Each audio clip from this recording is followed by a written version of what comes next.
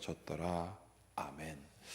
오늘도 이 아침에 우리 하나님 아버지와 예수 그리스도로부터 오는 크신 은총이 여러분들과 함께 하시길 바랍니다. 아멘.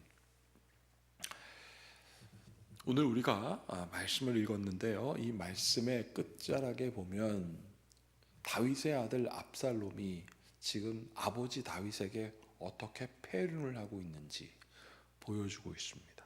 그것도 자기 백성들에게. 누가 시켜서요? 아히도벨이라는 사람이 압살롬에게 시킨 대로 합니다. 그것이 무엇입니까? 그 패륜이 무엇입니까? 백성들 앞에서 자기 아버지의 후궁을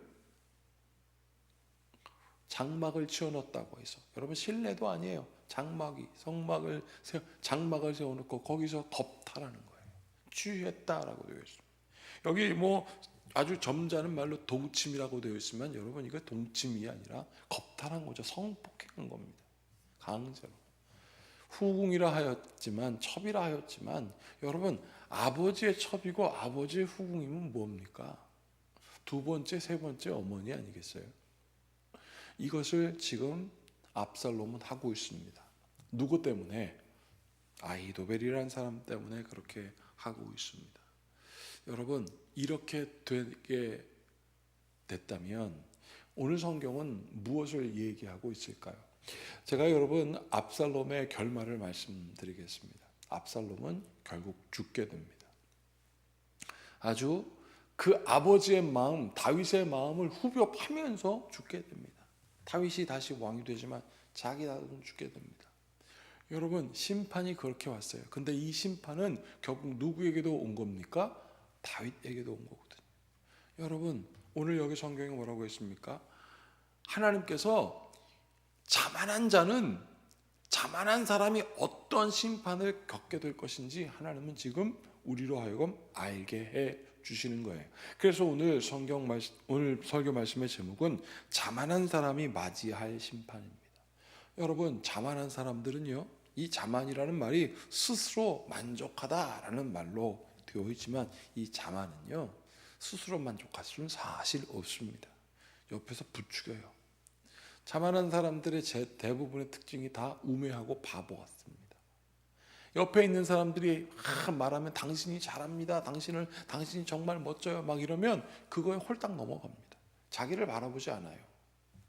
거울을 보지 않는 겁니다. 자기를 자성하는 시간을 가져야 되는데 자만한 사람들 그러지 않습니다. 이 자만에 대한 유혹은 누구에게 제일 크냐? 지도자에게 있습니다. 특별히 목회를 하는 목사들, 성직을 감당하는 사람들, 교수인 사람들, 선생님인 사람들, 누군가에게 존경받는 사람들일수록 이 자만에 대한 유혹은 굉장히 큽니다. 여러분, 그러니 우리의 삶 속에 자만을 깨달아야 할 것은 무엇일까요? 가만히 보십시오. 자만한 사람들 옆에 항상 협작꾼이 따라다닙니다. 그 자만을 부추기죠. 당신은 다 할 수 있다고 말이죠. 여러분, 오늘 말씀을 보면 이 자만한 이 압살롬이 아히도벨과 함께 같이 예루살렘에 입성합니다. 예루살렘을 차지한 거죠. 자, 15절에 나옵니다. 압살롬과 모든 이스라엘 백성들이 예루살렘에 이르고 아히도벨도 그와 함께 이른지라. 압살롬을 따르는 이스라엘 백성들과 그리고 그 많은 백성, 신하를 포함한 많은 백성들 중에 한 사람 아히도벨 이름이 딱 쓰여 있다는 것은 무엇을 상징합니까?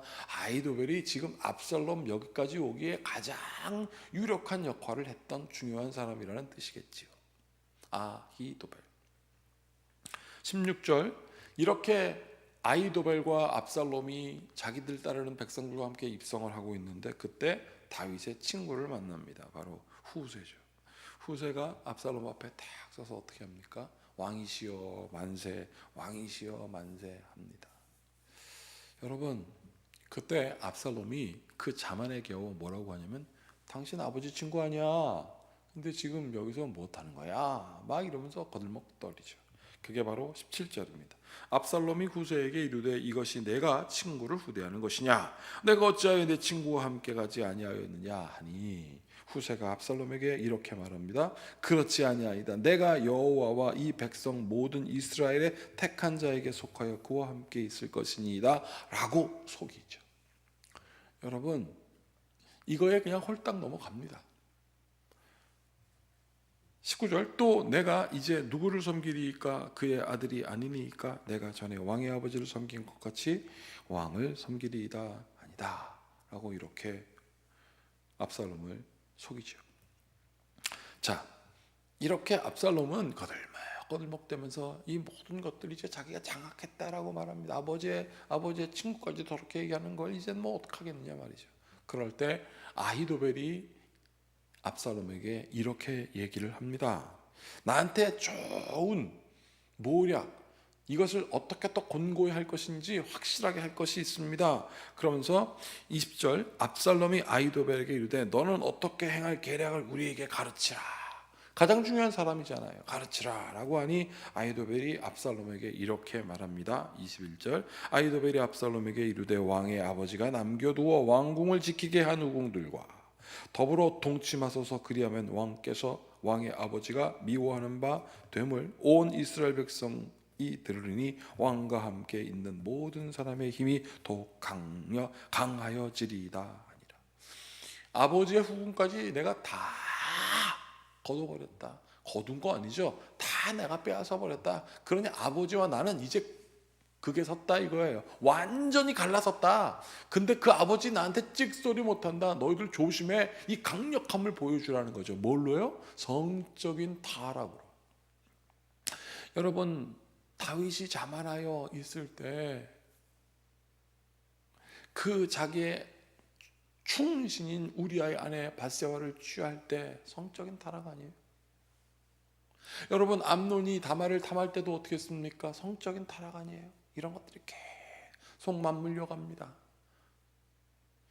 암논을 압살롬이 죽인 거 아니에요?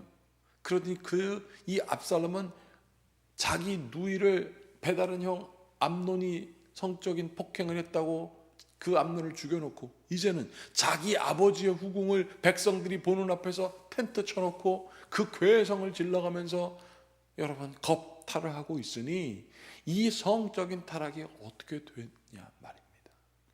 참 이상하죠. 이단도 그렇고 어떤 것도 그렇고 성적인 타락이 항상 따라가는 것은 무엇을 얘기를 할까요? 우리가 가장 좋아하는 것, 인간이 가장 근본적으로 탐욕에 빠질 수 있는 쉬운 것, 그것으로 사로잡아서 여러분 멸망에 이르게 하는 거예요. 여러분, 그런데 그것을 그냥 따라갑니다.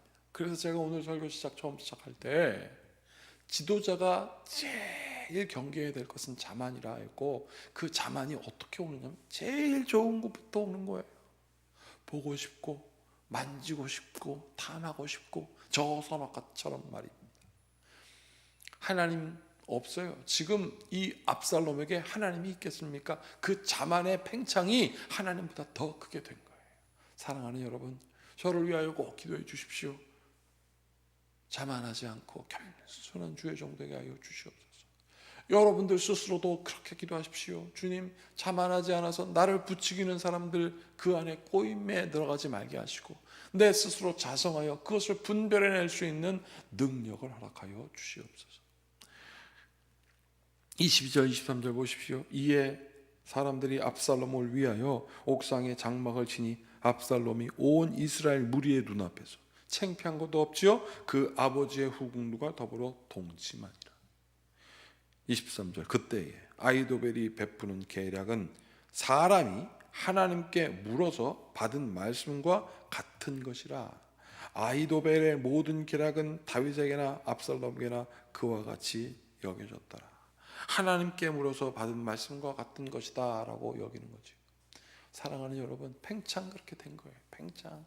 이거 하나님께서 허락하시는 거라고 말이죠. 이거 하나님께서 해도 된다고 한다는 것인 거고, 그렇게 자기 스스로가 판단해버려. 이 자만의 정점에 이른 거예요. 여러분, 그래서 하나님이 심판하시는 것입니다. 사랑하는 여러분, 자만한 사람이 맞이할 심판이라는 항상 하나님께서 결정하시고 그 결정하실 때 하나님도 그 자만한 사람 깨닫게 하십니다. 그것을 스스로 알 수 있는 환경을 주심에도 불구하고 안 보는 것이 그것이 자만인 거죠. 우리에게 스스로 겸손을 알게 하시고 우리에게 스스로 자기를 깨달을 수 있는 자성의 시간을 허락하시는 하나님의 은혜를 우리는 분명히 맛보아 알아야 할 것입니다. 그것이 쓸 수도 있어요. 그것이 막 괴로울 수도 있어요. 그러나 그 맛봄이 우리의 양약이다는 것을 깨닫는 저와 여러분 되기를 바랍니다. 그러므로 말미암아 하나님이 원하시는 합당한 의의 삶을 살아내는 늘 겸손하고 죄인임을 깨닫고 하나님의 긍휼이 아니면 살아갈 수 없는 그런 인생임을 깨닫고 주님께 나아가는 주의 성도 되기를 바랍니다. 함께 같이 기도하겠습니다. 참으로 고맙고 감사하신 주님, 오늘도 주님께 나와 기도합니다. 오늘도 주님께 나와 우리의 자신을 되돌아보게 하심을 감사합니다. 이 말씀을 통하여 우리가 자만에 이르지 않게 하여 주시옵소서. 이 자만에 이르게 하는 수많은 협작꾼들을 보게 하여 주시고 분별하게 하시고 알게 하여 주시고 겸손하여 여호와 하나님을 의지하는 주의 성도들 되게 하여 주시고 영적인 패륜과 삶의 패륜에 이르지 않는 오 하나님 앞에 늘 겸손한 주의 성도의 삶을 살 수 있도록 우리를 인도하여 주시옵소서. 우리를 불쌍히 여겨 주시옵소서. 함께 하심을 믿고 예수님의 이름으로 기도하옵나이다. 아멘. 이제 우리 모두 주님께서 가르치신 기도를 드리겠습니다. 하늘에 계신 우리 아버지, 아버지의 이름을 거룩하게 하시며 아버지의 나라가 오게 하시며 아버지의 뜻이 하늘에서와 같이 땅에서도 이루어지게 하소서. 오늘 우리에게 일용할 양식을 주시고 우리가 우리에게 잘못한 사람을 용서하여 준 것 같이 우리 죄를 용서하여 주시고 우리를 시험에 빠지지 않게 하시고 악에서 구하소서. 나라와 권능과 영광이 영원히 아버지의 것입니다. 아멘. 이제 우리 말씀을 기억하시면서 주 늘 우리를 인도하시고 동행하시는 그 은혜를 바라보면서 우리 모두 함께 기도하시기를 바라겠습니다.